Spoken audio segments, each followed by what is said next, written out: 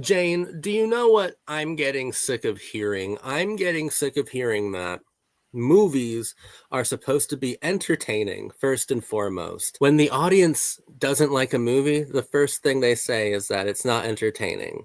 I've seen a lot of not just audience members, but actual film critics complain about the entertainment value of a film. And it seems like when a film deviates from the entertainment model, that they like to call things pretentious without, I think, ever really knowing what that word means.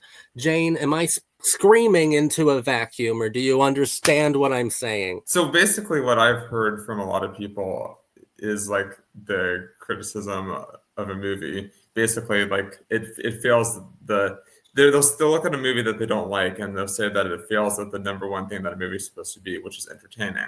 And I just wonder who says that a movie must be entertaining, because that means like to be amusing, to be enjoyable. But I think that movies are they can be all sorts of different things, and entertaining is one thing, but it's not the only thing.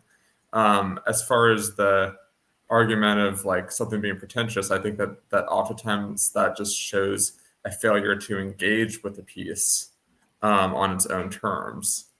Um, and the reason why I don't really use the term pretentious to, when referring to things is because I think oftentimes it's hard to actually make that judgment call, because like with actually being able to back it up, um, I don't know. What do you think? I'm with you. I don't normally use the word pretentious when I'm talking about a movie, when I'm criticizing a movie. I don't normally use the word pretentious. To me, pretentious means kind of self-important, or like an overly satisfied like view of itself, like overcomplicating simple things to make your statements seem more dynamic. I normally don't use the word pretentious. I think that people who use the word pretentious are kind of feeding into the Pretentious. anti-intellectual movement that's been going on for a while. Yes, I think people call things pretentious when they don't want to engage with something further than the basic requirements. Audiences have been trained through the years to go to a movie theater, and we're all like critics in our own heads, which is fine, which is wonderful. But if we have a weird warped understanding of what we're supposed to get out of a film, which is just entertainment, which is just oohs and ahs, then that's really, really limiting on what a film can be. I think that audiences do have this anti-intellectual kind of mindset that I think limits them from truly engaging with films that could really speak to them in different ways. Do you have any examples of films that might not be entertaining in the traditional way, but you find engrossing? I think like Terrence Malick's films, for example. I think that people could easily call like a director like Terrence Malick basically pretentious because he fails to make his movies consistently entertaining. Um, but at the same time, like what kind of bothers me about like the whole like calling something pretentious, or like calling something like saying that films must be entertaining first and foremost, is that I don't really not to say that it doesn't happen at all with the other arts, but when you go to an art museum, you see a painting, you don't say that the function of a painting must be that it must be entertaining first and foremost.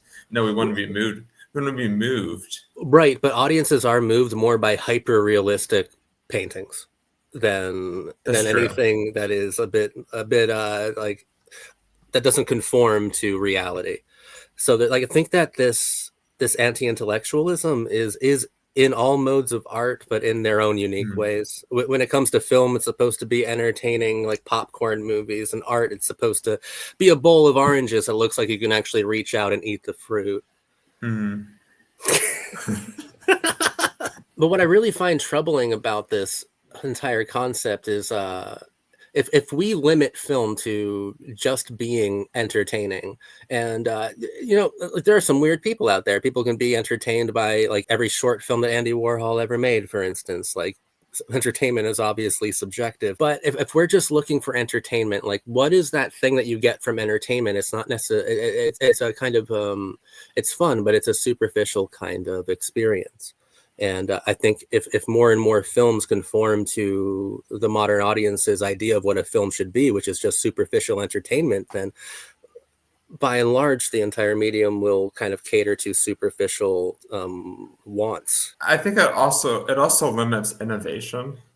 Hmm. I think that you can't really advance like a medium forward if you must conform to certain kind of like ideals for like what makes an entertaining like piece. Um, Having said that, I think what I'd be interested in discussing is what exactly it is that makes something pretentious in the eyes of the audience, because there has to be something, because there are innovative like movies that people still find entertaining, and I think that they're not called pretentious if something is entertaining while innovative. But if it's Right. innovative and it doesn't conform to like expectations for entertainment, that is when the issue lies. That's when a film is deemed pretentious, Well, oftentimes. to completely just let's ignore for a second like the big elephant in the room, because I think that the word pretentious is also kind of a dog whistle. I think that a lot of people will call anything with a subtitle or foreign film pretentious in and of itself, because the person watching it has to put slightly more effort into engaging with the movie. Let's like set that aside. That's a whole Hmm. other conversation. But I do think Right. that's like, if the film requires you to do anything more than just sit there and drool, like it'll kind of be called pretentious. So for every foreign film in America basically falls into this. And this might just be an American criticism. This might not like extend to the rest of the world. I see it a lot in America. So like, what does an audience think is pretentious is when I think it's when they're watching a film that they think they've figured out, then all of a sudden they think they're being talked down to, or they think the film thinks it's smarter than them, or they're like, why are we talking about Roman gods and Nietzschean philosophy? This is a fucking Batman movie. I don't think that it's always unreasonable for an audience to call something pretentious. It normally is, but sometimes there's like good reason for it. But I think that really it's when they feel challenged by something, challenged intellectually. Not if it's challenged sexually, they'll just call the movie perverted or like gooner shit. But if they're challenged intellectually, they'll call it pretentious. It's just any challenge to your intellect or your worldview. I think that's kind of like a really poor criticism, because I think that movies should be challenging. I think that we should engage with things and be moved and challenged at the same time. And that's what feeds into like what, like you were just saying, calling something pretentious limits innovation. Because I think a big part of what makes something pretentious in the minds of people is compositional technique, is even just being a bit more like flashy or unorthodox with your visual composition could get you called pretentious. um, and it's a really bad criticism, because films are not only supposed to challenge the audience, but a lot of films should challenge itself, right? The film should actively be challenging itself at the same time. That's what makes for the most challenging kind of movies. Like I don't want to like be too harsh on the audience, because I do think like well, I will be at least a little harsh, but I think that at the same time, audience members do like things to be a little bit innovative. They do like things to be a little bit challenging, but they just want it to be within their realm of comfort. If it steps outside of that realm, that's when things get troubling for them. I think that what I think about like is like a film like the Before trilogy by Richard Linklater. Like those films are all like acclaimed. They're not really generally called pretentious movies. They're well liked. But if you look at like Before Sunset, that movie is just like an hour and a half conversation about like love and philosophy and so on. And it's not like too challenging, but it's still not like a conventionally made movie. But I think at the same time, people look at it as like a romance, and it follows the conventions of romance and the expectations for a romance movie. It's therefore entertaining enough. Whereas I think a film like Boyhood would be called pretentious, because I think it's more interested in time. It's more interested in like the unraveling of like somebody's like life over time. I think easily the most pretentious Linklater movie would be fucking Waking Life, because there you do get kind of the dictionary definition of pretentiousness. You get those attempts to impress by using but by affecting a greater importance with Waking Life. A bunch of half-baked ideas from someone who took maybe intro to philosophy. I think before films work because the conversations are just deep enough. They're talking about like existentialist philosophy, or they're talking about concepts of love, or even pop culture. It's like a highly relatable movie, I think, for the audience. They Hmm. don't feel intimidated by Richard Linklater. I think that's kind of the point. And but it might also be, if I can be a little mean to Richard, Richard might might not be as smart as he thinks he is. So I mostly agree with you, but I want to interact with something you said at the beginning there, and you're like, you don't want to put too much blame on the audience, and I would agree. I think that I think that millennial filmmakers are doing a really terrible job. I think they're really awful at what they do, and I think that millennial filmmakers are extraordinarily, at least, self-important, which at least makes their films, which you can argue is kind of cyclical, which could make the audience feel even more self-important in turn. And if you're self-important, that's like already halfway to pretentiousness. I wouldn't put it all on the audiences. I think over time, filmmakers have gotten more self-aggrandizing, self-pleasuring, and self-important. But like Richard Linklater, I think mostly gets away with this. Like Dazed and Confused and American Graffiti, I think should both like traditionally technically be seen as pretentious movies, but they're seen as anything but, right? Like Dazed and Hmm. Confused is this cute fucking movie about stoner kids in high school driving around in cars all day going to a party. But like it should be considered pretentious, right? Because a part of me always thought that people would call something pretentious if it didn't really have like a plot structure, if it wasn't really focused on plot. Like the less focused on plot, the more likely it is for it to be called pretentious. But then you get something from Linklater that was the before movies, or even Dazed and Confused, which kind of seem to evade this popular criticism. But I do think that films being called pretentious, it, it's a tired critique, but it comes from a place that's, I think, kind of devastating at the same time. I, I think it's characteristic of an anti-intellectual movement that has like gained political power now. You know, like well, it's just it's insane. yes, and I do also think that millennial filmmakers, and I think that millennials are a little bit better with television than they are with Mhm. film. And I'm sure there's some exceptions, but overall, like the issue with millennial filmmakers, I think, is the way in which that they communicate their own politics. Not to say that their politics are necessarily bad, but they have done kind of a poor job at actually communicating like what it is they're trying to say, and because they've done a bad job at communicating what it is they're trying to say, I think that like audiences have responded sometimes in very gross ways of how to interpret these movies and their politics and getting mad at like wokeness or whatever. Right. But at the same time, I think that millennials haven't like actually like communicated what they're trying to say that well. Yeah, I feel that millennials have poisoned the well of what I do genuinely believe are good left-wing ideas, but they've communicated it in either irresponsible ways or in ways that you just said, just incompetent ones that completely poison the well. And I don't even know when popular cinema will be allowed to engage with these thoughts again, because I think millennial filmmakers, yeah, they can't articulate themselves well, especially politically. And I do think that an audience will find something pretentious if they feel they're being lectured to by the movie. I think that like the reason why that they kind of like have this I think it's almost like it comes down to something creative where they don't know how to communicate themselves creatively. And I think part of that is because millennials, they grew up in a very transitional like I talk about people in America, that is, they grew up in a very Yeah. transitional kind of period where like from like non-digital age to digital age, from pre 9/11 to post 9/11, and that can really mess up with somebody's like kind of like own sense of interiority and knowing like how to express themselves. And I think that basically millennials have not done a good job at expressing themselves, and I think that you know what, maybe that's why they come across as pretentious.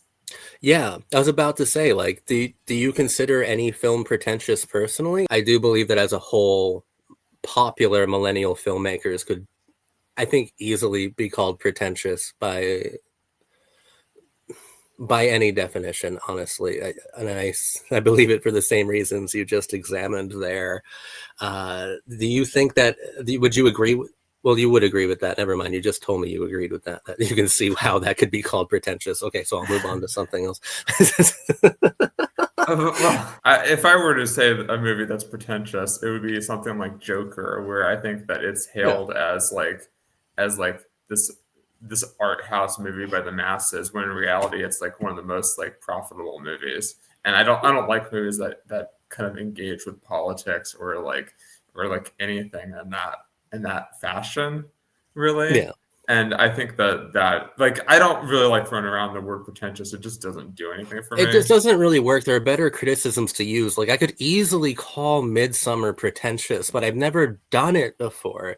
It's unnecessary. I can criticize Midsummer using a bunch of other words that I think are more fitting. Overcomposed is one of them. Self-important is another. But those two words, I think, goes into what properly defines pretentiousness. Like for all intents and purposes, yes, I think that maybe Ari Aster is a pretentious filmmaker. But it's just, I think it's a word that's been thrown around so much that it almost has lost its meaning entirely. Personally, I personally feel that. But I also feel like the masses, most people think there's so much power in that word, but they never really think about it. They just pull it out of a hat. They throw it at a movie that confronts them in any sort of way in any sort of way, period, that challenges them, and that maybe for a second, to be totally on the audience's side and to play armchair psychologist of the audience. Maybe they do that when a film intimidates them. Maybe they do that when they feel like they're supposed to be smarter than the movie, or they're because we all have kind of a cultural Dunning-Kruger thing going on. Like we're a fucked up, millennials are a fucked up generation. I think that all of America at this point is kind of delusional. And I think that maybe the audience, when they're watching a movie and for a second they lose their place, or they go and they're intimidated by the intellect of it, they'll call it pretentious. That way they don't have to engage with it. And that way engaging with it at all would be self-defeating, because they've already convinced themselves that there's nothing really worthy of analyzing in it. Maybe. I think that people will give up too easily. I Yeah. think they, but then also at the same time, I think that millennial filmmakers, and I'm talking about filmmakers that actually are millennials, not necessarily the Gen X filmmakers that are Yeah, still you're talking doing about Greta great stuff. Gerwig, Ari Aster, Damien Chazelle, Ty West, Bo Burnham. Yeah. Yeah, like I think that because they haven't necessarily done the best job at like engaging with their audience, I think that the audience has kind of turned against the medium itself. Oh yeah. Um, and I think that maybe it's up to Gen Z to kind of take their place. But then there's another part of me that wonders if maybe like the studio system has not allowed more millennial filmmakers to really flourish. That maybe it's a issue of like as soon as like a millennial filmmaker like does something good, they get snatched up by Marvel. I mean, if you look at someone like Ryan Coogler, I'm not saying that like his movies are bad, but I'm just saying that like there's a disconnect from like the stuff that he's doing with Marvel from the stuff that he's doing outside of Marvel. I think what it is like people's debuts, they're okay, they're not necessarily great, and they want to like snatch them up before they make something great. They Greta don't. Gerwig's Barbie didn't seem like it was made by someone who was restrained by anything.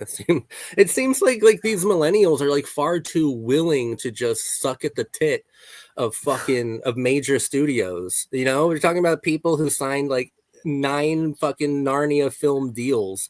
Like maybe Ari Aster still has that indie spirit to him, but fuck him at the same time. I don't know. I think indie filmmakers have all the time to flourish because we have all the access to like literally just making movies anywhere at any time.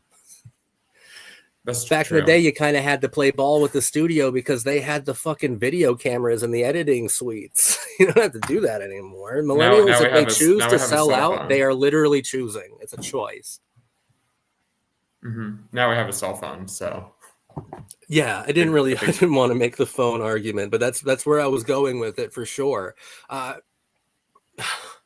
so like we can't give too much sympathy to American millennial filmmakers, especially when you look to countries that are flourishing right now cinematically. Korea comes to mind pretty immediately. They're making some fascinating films. We're in the same generation. We have the same technological advances. It's just that millennials completely lost the plot, and I agree. It's up to American Gen Zs to save movies. I just am worried that the millennial filmmakers have not inspired anyone to pick up a camera, anyone to be a filmmaker. I think they're too busy looking towards the past and their own nostalgia, which is something that Gen X started doing as well towards the end. I You're think allowed to that's be I think nostalgic when you're that old as that's one fuck, reason why though. Right? I would. You're allowed to be nostalgic when you're old as fuck. You shouldn't be nostalgic in Yeah, your mid 30s or like making movies like that. You can do that when you're fucking 60 and you're really thinking about death. I think there's been kind of a push towards nostalgia in general, and I think that Mm-hmm. like this push has kind of like squandered like movies like I don't think that there's really like I don't know what's going to happen after we're done with like the 90s nostalgia throwback and the 2000s nostalgia throwback. Like, is there going to be a 2010s nostalgia? Because like, Well, what's that going to look like? I always felt that millennials were uniquely obsessed with their own youth, and it might be because of the transition that you were talking about and the fact they lived through both Mhm. Columbine and 9/11, and then the internet exploded all over them. I think that millennials are like uniquely attached to reproducing their own childhoods. There might be some sort of sad poetry in that, but en masse, it is killing art. It is killing the form of film. Just repackaging millennial youth titles, because we don't think of Gen Z or Gen Alpha growing up, not even with their own original titles, not even with their own like original media filmic examples of childhood. They're growing up with like a recycled version of the previous generation's childhood, which I think is going to fuck them up. Honestly, I think that's just going to fuck them up. We're millennials are just obsessed with nostalgia, and I don't really know why, because Gen X were slightly obsessed with it near the end, but most Gen Xers are still at least trying to make captivating stories, captivating statements through film. I don't like millennials. I don't like millennial filmmakers. I think it is important to like analyze the stuff that you grew up with, right? Like I spent a lot of time on Right. this channel analyzing media, film, television shows, music that came out in the 90s and 2000s to better understand the millennial. But it's a whole nother thing entirely to remake all of those things, to never move on from it or to return completely to it. So to answer your question in the most long-winded way possible, it's my trademark. I don't think there will be a Gen Z nostalgic period, because I don't really think they're that nostalgic. I admire them because I think they are pretty forward thinking and ever evolving. Like it's hard to keep up. I mean, I might just be a boomer, but it's hard to keep up with the younger generation's sensibilities, because they're always changing and adapting. And that's really impressive to me. And I hope that the millennials may have sucked at it, but maybe there's some real cinephile Gen Zers out there who still enjoy the Gen Xers and want to pick up a camera and want to get involved in this industry. That's what I hope. But just like the filmmakers have to be inspired, the audience has to be inspired. And obviously, it takes two there. But I think part of redeeming the audience is kind of reminding them how fun it can be to be intellectually challenged, to be sexually challenged, to be psychologically challenged by films. How fun it can be. I want us to stop collectively using the term "this is pretentious" as a catch-all insult for something that is even vaguely intellectual, Challenging. yeah, even vaguely cerebral. I want us to stop using the word pretentious, because it's limiting filmmakers, and it's also limiting, more importantly, yourself. It's limiting the audience. If you keep calling things that have half a brain cell pretentious, then all you're gonna get is brain rot. That's true, but then also I think, as we've talked, I think that maybe there is a level of pretentiousness within the cinema at the moment. So It's true. maybe, It's true. I mean, so that's why I'm saying it takes two. It takes two, yeah, though. The audience are going to have to be the bigger person here, and meet the filmmaker halfway. But the filmmakers, oh my God, they're the real culprits here. Millennial filmmakers are pretty fucking bad at this. But like I've seen people call, shit pretentious that was made like 40 years ago. Right. There's no way that people don't think that 2001 is pretentious. There's no way people don't think most of Bergman's films are pretentious. It's extending to everything. Now, I would like to just briefly talk about the elephant in the room at the beginning, that I do think that pretentiousness is also a dog whistle for low key. What would you I call that? remember. Well, okay, I remember when Jean Doman was like voted like best film Mm, of all time by the Sight and Sound list, and yes, a lot of people were calling it pretentious, and a lot of people were like getting down on Sight and Sound, or calling like Sight and Sound was pretentious because it was too female centric, or it was too diverse. And I think that is just nonsense. I I think that's a think dog whistle for misogyny, for even possibly xenophobia. Like the idea that we're so upset that this kind of avant-garde film, by a woman, about a woman from a different country, it's just like it's insulting to us that would be better than Gone with the Wind or fucking what, like Lord of the Rings. Like it's just fucking Vertigo. insulting to us. Yeah, and I think that that's kind of like something that I've noticed is that pretentious also like I know that which we talked. I'm gonna say something bad about like the TikTok kids. I think that like there's like a trend of people making fun of like this nebulous like, oh, um this boogeyman of a film that's like this a foreign movie that's told from the point of view of a fly or something, like it's just like this just made up like nonsense. And it's just like where people will like go after like the concept of a foreign film, but they Yeah, won't say like they won't like say an Asian film because they don't want to be racist, so they'll say like a European movie that's in black exactly. and white. And this And is why I wanted to save this part of the conversation for the end, because I think this is a fringe of the film community, but you can easily fall into it by using words like pretentious and being mm, anti-intellectual. You can fall into kind of just fucking accidental bigotry. Like I think that yeah, calling every foreign film pretentious is a form of artistic bigotry at the very least, just linguistic, because yeah. there's subtitles there.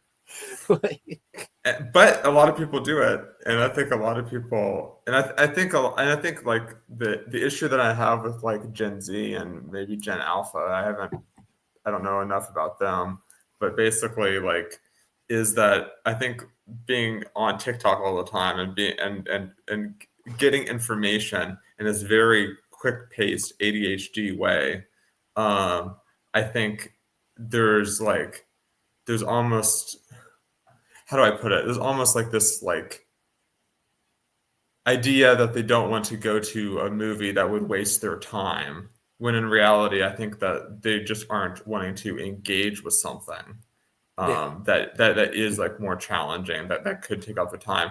Whereas I feel like when it comes to like literature, I think it's kind of a similar thing where basically like people don't want to pick up a book and read it, you Yeah. Oh, know. I've seen fucking book talkers complain about this book has so many words in it. Like, what are we doing? What is that criticism? Yeah, of course it does. I would hope so. It's a I would book. hope it's full of words. But like, let's not limit it to just the Gen Z and the Gen Alpha people. We know plenty of millennials and That's people way true. older than us who refuse to watch anything with subtitles just on principle because it requires a modicum of effort, and they have that view of foreign film that like you just went over, the point of view of a fly with autism or some shit. I don't know what they think foreign films are, but they think that they're all like the same kind of bullshit, which is wild, man. You know what's so cool about films? uh Learning about different cultures as well, different cultural sensibilities, different Hmm. like cultural the ways different cultures view like sexuality and betrayal and love. I like that a lot. I vibe with that so History. much. And Yeah. yeah, if you limit yourself by thinking that all movies like that are pretentious, that everything that the Criterion Company puts out is pretentious, then you're kind of just, Pretentious. yeah, actually, you are pretentious, and it circles around, and you've been the killer the whole time. The end.